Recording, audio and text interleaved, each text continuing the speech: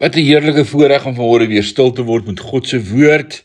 'n Daaglikse oordeenking saam met my Irinus van Sion in Parys.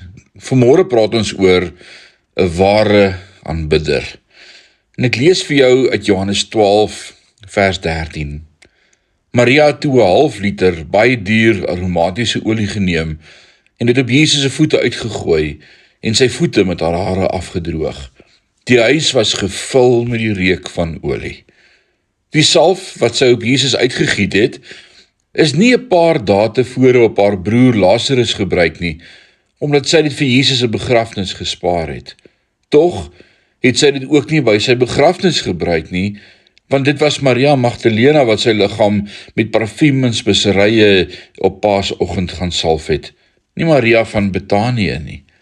Hoekom het Maria van Betanië skynbaar geen deel gehad aan die dood en begrafnis van haar Here nie? Omdat Maria iets verstaan het wat niemand anders verstaan het nie. Alhoewel Jesus direk met sy disippels gepraat het en gesê het, ek gaan sterf, begrawe word en na 3 dae weer opstaan, het hulle dit nie verstaan nie. Maria het die groter prentjie gesien. Hoekom het Maria alleen so diepgaande insig gehad?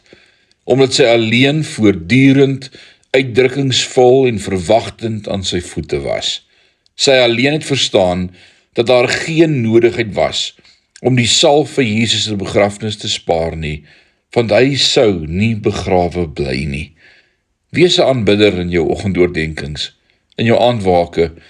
Wees 'n aanbidder op Sondag en deur die week.